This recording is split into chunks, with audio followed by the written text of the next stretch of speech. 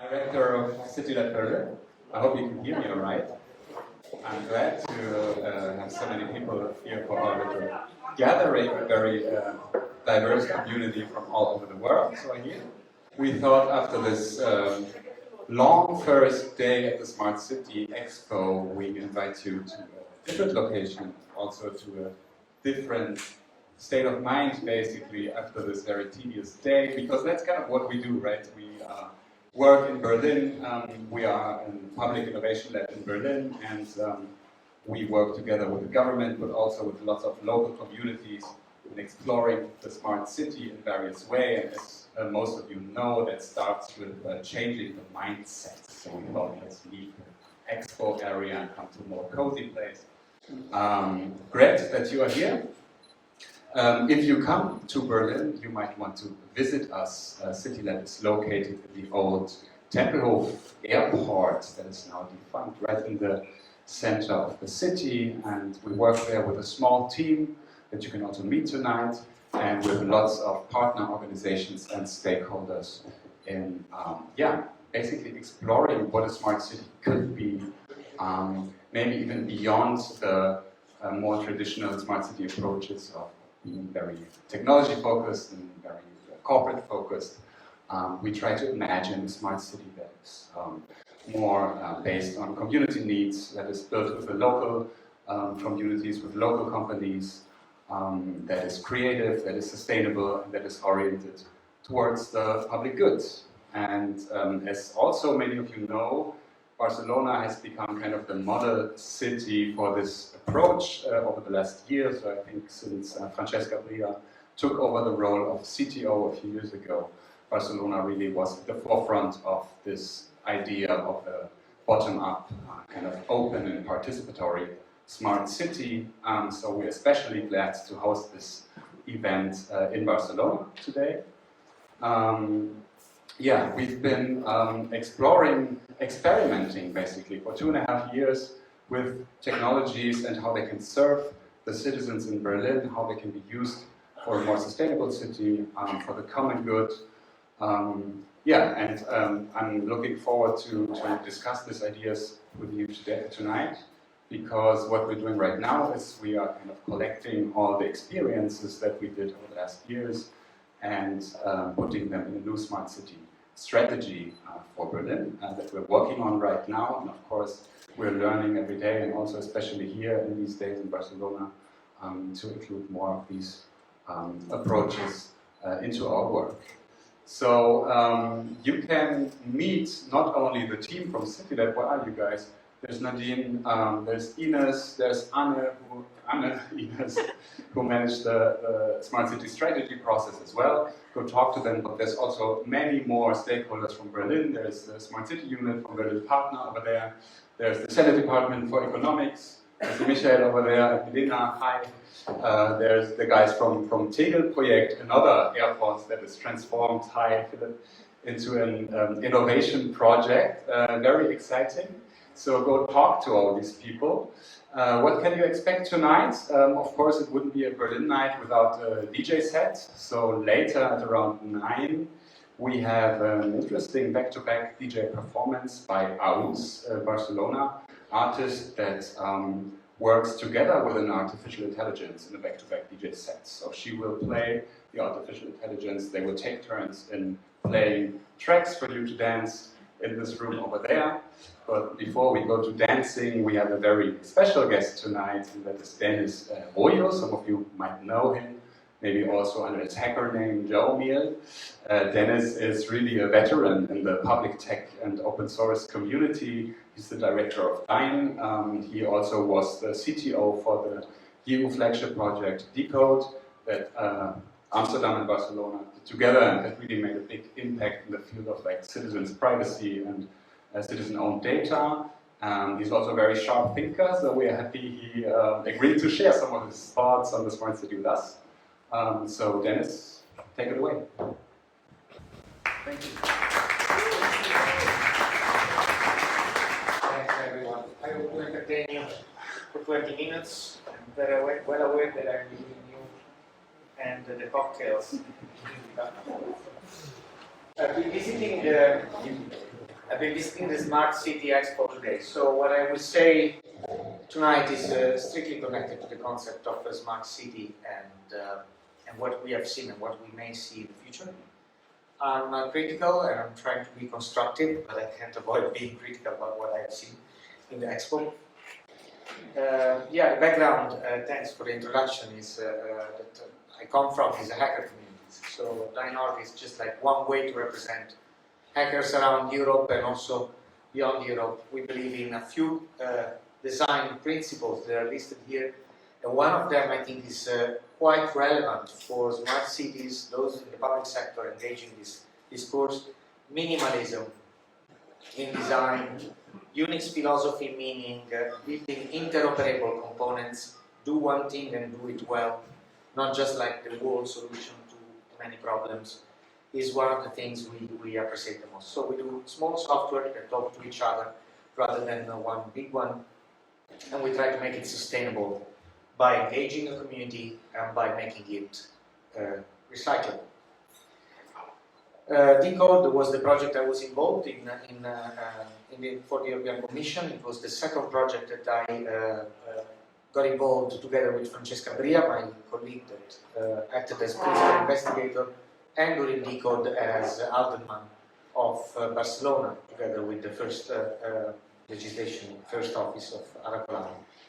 We were lucky to interact with one of the cities of the future, and what we focused on mostly is the so-called sharing economies and the way they really give back or not give back to us. Meaning the big markets of desires, of needs, of high-speed information that are in the dense settlements like our cities and are being monetized and extracted by companies that do not belong to those ecosystems. I'm talking straight about Uber, about Airbnb, about Tinder. Everything that you need, desire, or look for is into a database.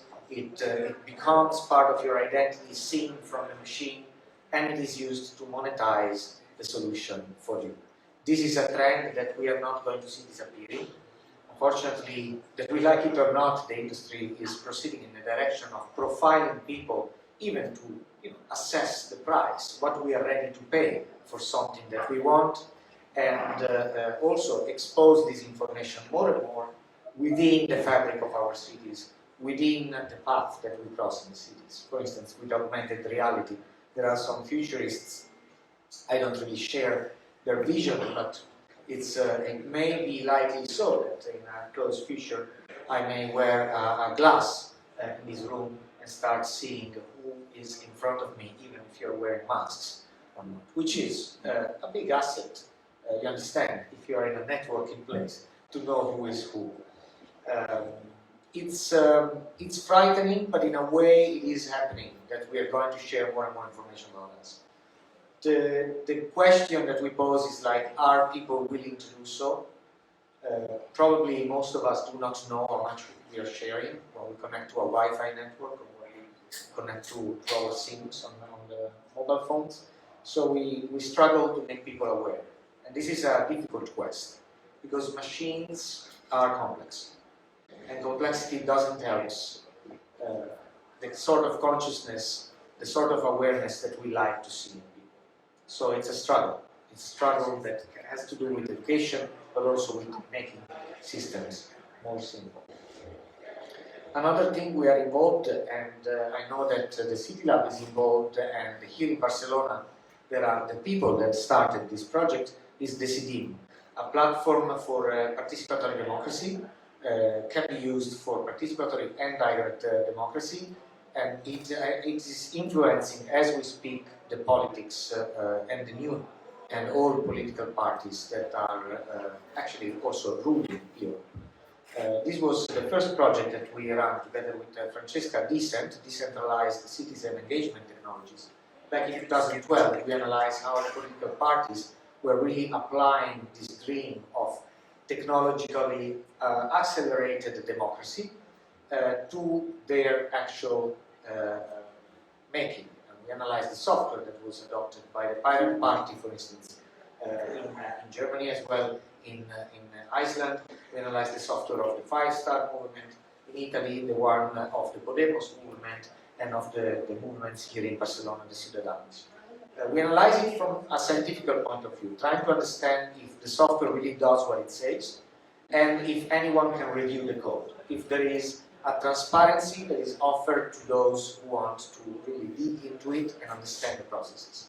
Because if we're talking about political processes, the tallying, the action of tallying the votes is a very delicate one. It's going to decide who rules the place. And so it should be reviewed, and it should be reviewed also by non-technicians.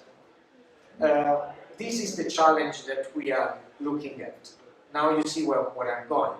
I don't trust hackers, although I am one. I can tell you, we are strange times. We troll a lot, and we don't exactly like to make everything transparent all the time. I also lose my patience in explaining, a cryptographic system to someone. So what I like to see is more people, not just from my discipline, working together with me and understanding the processes and explaining and posing questions about them. And this, I think, is a meaning of democracy. In this case, we are applying this to the making of the biggest democratic party in Italy, the Partito Democratico, who just recently, under the guide of a new secretary, decided to put all the eggs into this process, the Agora Democratica, so they are asking every politician, and they are at the government, to engage with citizens through this platform. What we are doing is not just an online platform. We studied a system by which people can propose an assembly. The assembly has to happen in person. In our opinion, a meeting like this, although we wear masks, but still, a networking meeting like this we are lucky to experience is very necessary. A debate in person is very necessary, so we want people to meet in person. And then, out of a meeting in person that has had at least 20 people participation, on the platform, some proposals can be put from the minutes of this meeting. So we are studying how to put in place a hybrid system that is based on the software that was developed here in Barcelona, DECODE EU, and is a similar software that is adopted also in Madrid, called Consul. So Consul and DECODE EU are the two code bases that were born here in Spain and are, we believe, shaping also the way politics are going to be made in Europe. So far so good, it's pretty successful. I must say the software was developed not exactly with the scales we are facing right now. Our work right now is very technical on managing to scale it up to 100,000 active participants. And I can remember well friends and colleagues at the very first time of the Twitter platform when they struggled with a Ruby code base and they had to rewrite everything because Twitter was becoming a little bit too popular for the sort of technology that was behind. So probably we will see many transformations in these code bases, but what drives them really is the politics and the people that adopt them. So I like to talk about open source, and I like to talk about trust. And first and foremost, Benjamin and Nadine, you asked me to really talk about open source and what does it mean, free and open source software. I'd like to start with quoting Caroline Neveyan, who you see in this picture. One of her studies and intervention title is Witnessing You. She researched a lot in the field of trust and how to establish trust. Currently, she is the Chief Scientific Officer of Amsterdam. So she covers institutional role, which is, I think, very interesting, of all the fancy names that alderman can have to side and advise a mayor. A Chief Scientific Officer is supposed to look at the scientific validity of what we are proposed when we are in front of the marketing of a new technology and how we should adopt it to solve all our problems. Obviously, it's a critical role and arguably is an interdisciplinary role. Why it is important to talk about trust and science in this way, at least the possibility to question the validity of something, is because people will not trust, like people outside of this room, people thinking independently will not trust any system, and I think that's also can be a healthy attitude, if they can't hack it, if they can't open it up and study and see the number and also make their own calculations with it. We all hack in different ways. Hacking, it doesn't mean just breaking someone else's system. But we look into things, we get passionate about something, and perhaps we get like a little bit deeper down behind the surface that we are presented. So I think that discourse around the trust and technology needs open source because it needs to open up always a possibility for people to open up the code and look at what it does, especially if we adopt it in public sector, meaning a public space, meaning a space that is really open to anyone to live in, like our cities. And so this was produced in Berlin some time ago. Is a nice graph that also show you what can be the opposition to a process that is not exactly transparent. So to have the transparency of the process, it doesn't just mean to show the code, it also means to mediate, to have a cultural mediation in place, as well to have a path of understanding between different critical point of views. And I think this is the main way to actually go towards a smart city that really includes everyone. And it's smart enough to not create polarizations. This is, I am aware, also a hot topic. Right now, we are victims of this syndemia that is, this syndemia that is COVID, which I call not pandemia, but syndemia, because it is a synergic intervention of various factors into our life that make it very complex to stay together, to travel, and also to have an exchange. Obviously, this state of body and mind is not just affecting our health, but also our capacity to produce and culturally produce and confront ourselves.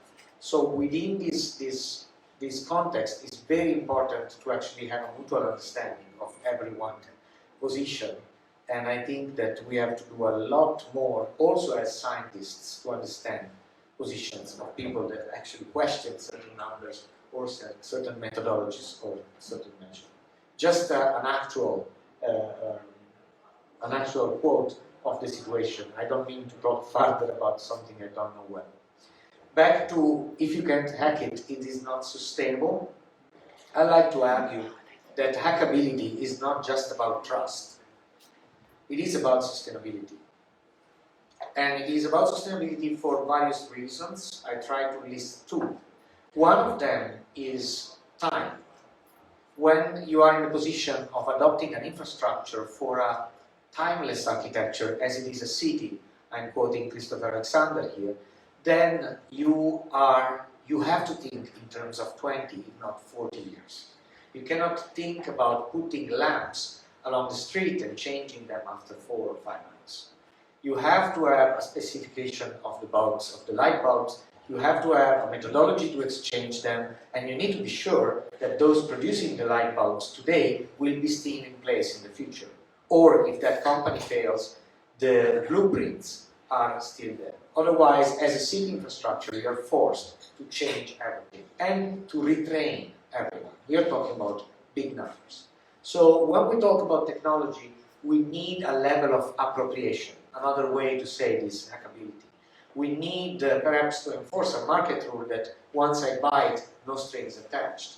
That I can really adapt it to my environment and make sure that in the future I don't have to knock back a door in some other place with someone else that may not be there to ask for help to fix something, some infrastructure. So this is one reason. And I would say is the dimension of time. This is very important. In DECODE, in our research, we asked this question. And it was the most embarrassing and difficult to pose question. We worked with Arduino as a partner. You know that they produce these nice chips that you can use to do a lot of things with LEDs and electronics. And yeah, we asked if our nodes were running on some of this hardware. We asked the manufacturers, the chip manufacturers also, in Korea, in China, and in Taiwan, how long they planned to produce those chips. Because if we recommend it for a city, we want to know, like, where will they be produced in 20 years from now? So the first thing that we were asked is to sign an NDA, which is a non-disclosure agreement, which in corporate language is like, please sign this because I need to make sure that if you tell someone else what I'm telling you, then I can sue you. Which is a soft way to say, like, you can't talk about this. It's the corporate world never finishes to surprise me. And yeah, well, we signed this NDA, so I cannot tell you the exact numbers. We actually had to keep a secret that part of the deliverable in DECODE, but I can tell you the numbers are ridiculous. So most of the infrastructure that we buy today as chips, we cannot be sure that it's produced again still in 10 years from now. And hardly I can tell any manufacturer will tell you so. So I believe for Europe there is one way to see this and to seize the opportunity, as for other nations around the world, is to actually relocalize the manufacturing.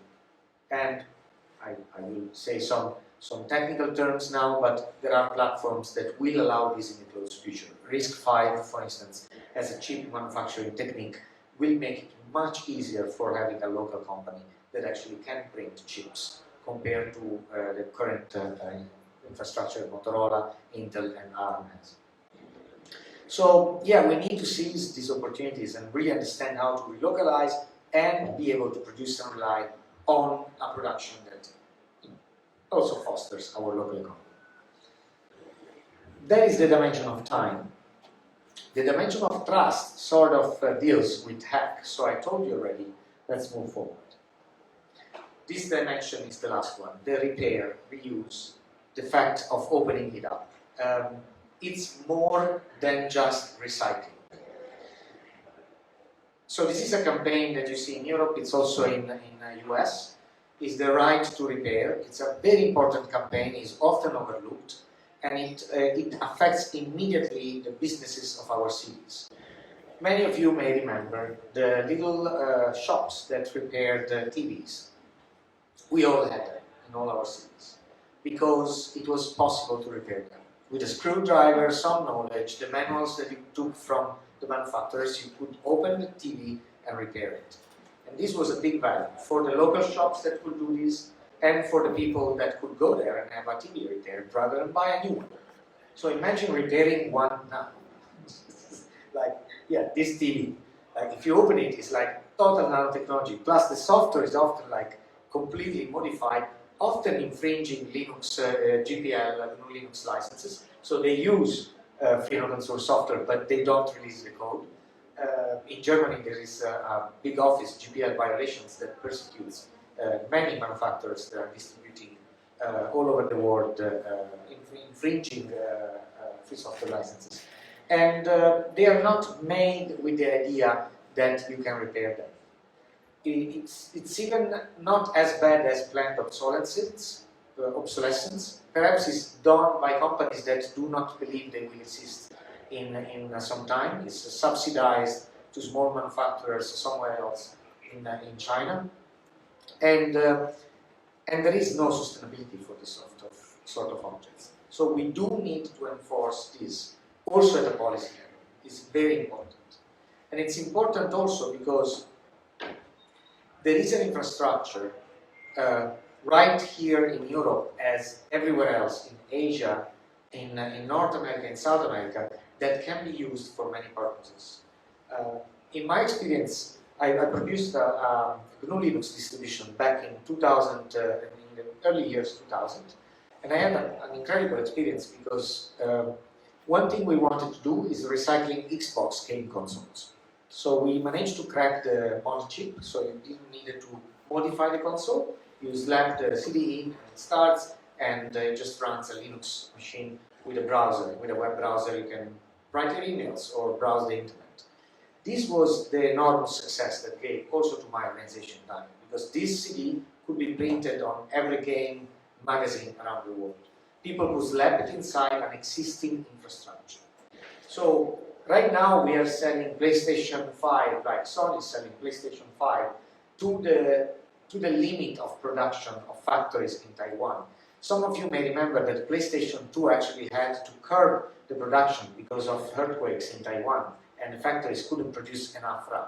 So we are really exploiting ourselves to produce game consoles. And if you try to use them for anything useful but gaming, you can't. the power, the computational power is there, but you can't reuse them.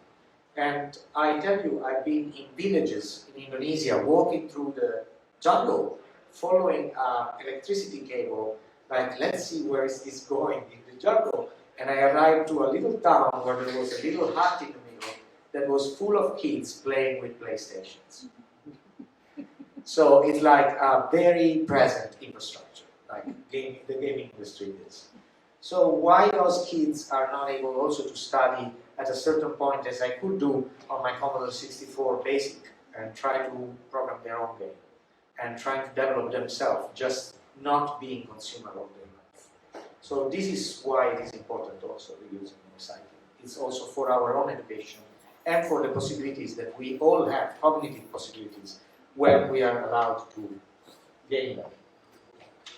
So, one last thing, and then I'll wrap up.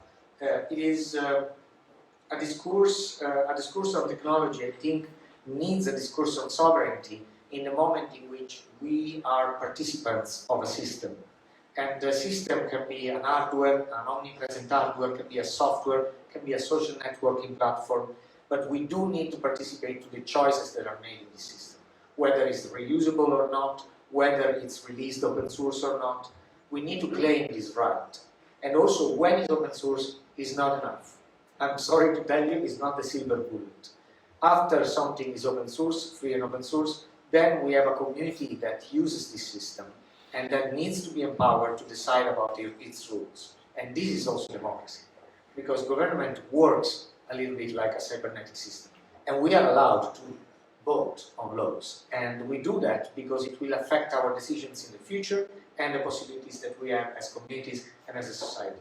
So if we are not participating into these sort of political processes, if they are not even open to us, then we have some major difficulties, as we had both in technology and politics with current social networks, that from one day to the other may decide to sell our attention to someone else, somewhere else in the world, to have some total idiot like Trump, I said it, elected. So, yeah, my last question to wrap up is like, what we want to build machines for, and probably Benjamin, you can echo this with some of the projects you do at City Lab, and I'm sure all of you have. It's a question I pose just to make it very simple. What are we developing technology for? For machines to perceive humans, or for humans to perceive machines? My argument is that the second is totally underrated. The industry is not building systems so that we can perceive the machines. And this is at the root of trust. We need to perceive machines to trust them. So, tools that interpret, for instance, big data and data analysis to generate a narrative, as you mentioned, the Start Pulse project. Projects that allow you to understand what the data of your city is for and tell it to others, rather than projects to monitor our behavior within a city and God knows what it's done with that data. So not really an artificial machine that needs to understand us so deeply that it cannot even be explained by the engineer, but us understanding what these machines do. One thing we do at Dyn is developing a domain-specific language that allows no programmers to develop business logic that can be embedded in chips without knowing programming. Because a programmer will not solve all your problems. You need to have other people involved that have other knowledge, especially domain-specific knowledge. I will never know as much as someone involved in a city administration knows about the whole complexity of that domain knowledge. Yeah, now a digression on technology. And here I wrap it up and leave it to the cocktails and fantastic tapas. What I have seen today at the expo, I must show you.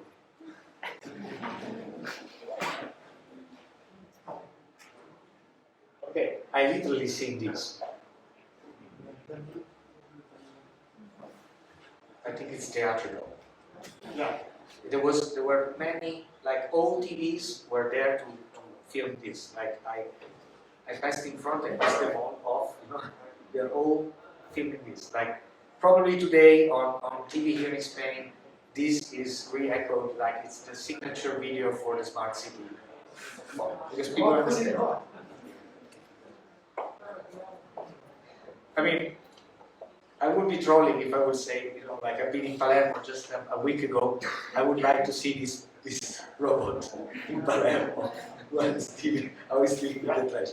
But besides this self-critical joke about South Italy, it's really a perception of the machine that is completely nuts. What they're selling us in that expo. Yeah. It's like completely unsustainable, and it's also detached completely from reality. So I'm luckily I work as a cryptographer since more than 10 years. I don't have to deal with it. I'm not sure how public servants involved in there can deal with it, but really you have a lot of pressure from those companies. And on a positive note, I would like to have a small list of pictures from Europe. They are taken from an Instagram artist called Joe Pizza. He's a Brazilian artist and has done a series of City of the World before and after, like 30, 40 years from now. The historical perspective always helps. This is a lot about transport, but see it also about technology. It's about technology. How we embedded the technology in our cities and what changed and how it improved. So, Toulouse. Again, Toulouse. Can you believe we did that in 76? Like, can you believe it now? Lisboa, Portugal. Again, Lisboa, Portugal. Can you believe that was there? Again, Lisboa, Portugal. Same street. Now we go to Amsterdam. That's the Museumsquartier. Like Van Gogh right on the left. This is Düsseldorf.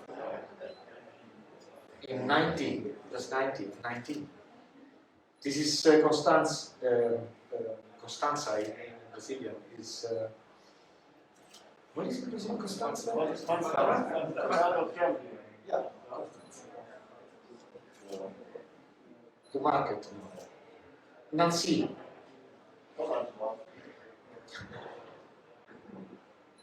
And Brussels. That's it. And Napoli. Also Napoli evolved, believe it or not. So thank you, and wish you a good evening, and thanks for inviting me.